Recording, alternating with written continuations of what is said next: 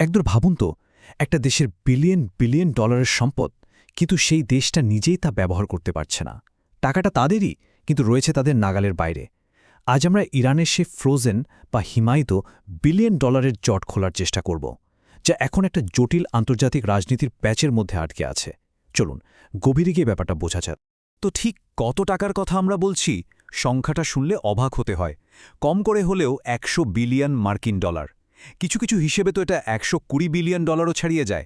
ভাবা যায় এত বিশাল একটা অ্যামাউন্ট একটা দেশের অর্থনীতি আর বিশ্ব রাজনীতিতে কি পরিমাণ প্রভাব ফেলতে পারে।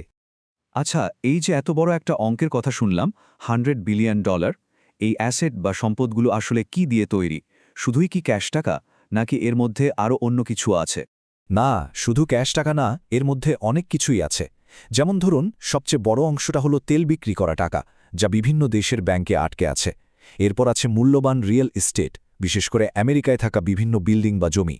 আর হ্যাঁ, বিভিন্ন দেশের ভল্টে রাখা সোনা আর অন্য দামি মেটালও কিন্তু এর মধ্যেই পড়ে। তো পরের প্রশ্নটাই হলো, এই বিশাল পরিমাণ সম্পদ আখির আটকে আছে এটা কোথায়, কোন কোন দেশে? ব্যাপারটা কিন্তু বেশ ইন্টারেস্টিং, কারণ এটা শুধু একটা বা দুটো দেশের গল্প নয়।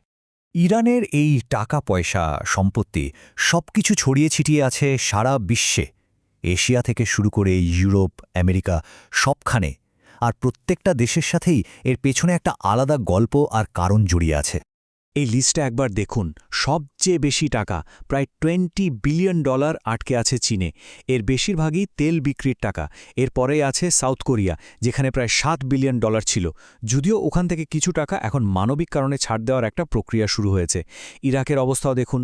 গ্যাস আর বিদ্যুতের বিল হিসেবে ইরানকে 6 বিলিয়নেরও বেশি ডলার দেওয়ার কথা, কিন্তু আমেরিকার নিষেধাজ্ঞার কারণে সেটাও আটকে আছে। আর আমেরিকা নিজে তো সেই 1979 সাল থেকেই প্রায় 2 বিলিয়ন ডলারের সম্পত্তি আটকে রেখেছে। জাপান, ইউরোপীয় ইউনিয়ন সব মিলিয়ে অঙ্কটা আসলেই বিশাল। তার মানে যদি আমরা টপ 3টা দেশের কথা বলি, তাহলে সবার আগে আসবে চীন, তারপর দক্ষিণ কোরিয়া আর ইরাক। এই 4টা দেখলেই ব্যাপারটা পরিষ্কার বোঝা যায়। এই দেশগুলোর হাতেই ইরানের সম্পদের একটা সিংহভাগ আটকে আছে, যা পুরো সিচুয়েশনটাকে আরও অনেক বেশি জটিল করে তুলেছে। আচ্ছা, এবার একটু বর্তমান পরিস্থিতির দিকে নজর দেয়া যাক। এই যে এতগুলো দেশে এত টাকা আটকে আছে, এটা হঠাৎ করে এখনকার ভূ-রাজনৈতিক সংকটের কেন্দ্রে চলে আসলো কেন? পরিস্থিতিটা এখন এমন এক জায়গায় এসে দাঁড়িয়েছে যাকে বলে ডেডলক, মানে কোনো দিকেই এগোচ্ছে না। একদিকে ইরান বলছে আগে আমাদের সব টাকা ফেরত দাও, তারপর শান্তি আলোচনা হবে। আর অন্যদিকে আন্তর্জাতিক মহল, বিশেষ করে ইউরোপীয় ইউনিয়ন আর অস্ট্রেলিয়া, ইউক্রেন যুদ্ধ আর মধ্যপ্রাচ্যের অস্থিরতার কারণ দেখিয়ে ইরানের ওপর আরও নতুন নতুন নিষেধাজ্ঞা চাপাচ্ছে।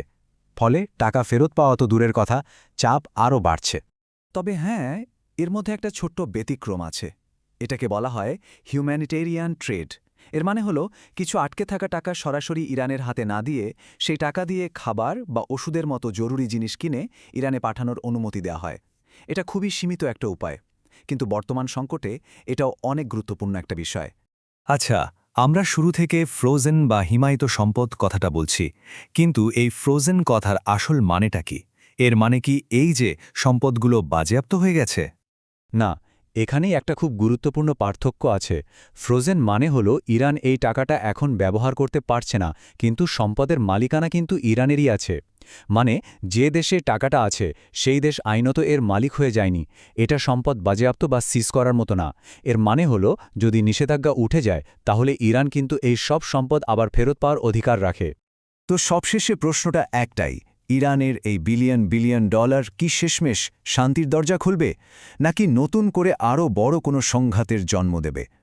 এই ১০০ বিলিয়ন ডলারের প্রশ্নটাই হয়তো ঠিক করে দেবে মধ্যপ্রাচ্য আর গোটা বিশ্বের রাজনীতির ভবিষ্যৎ।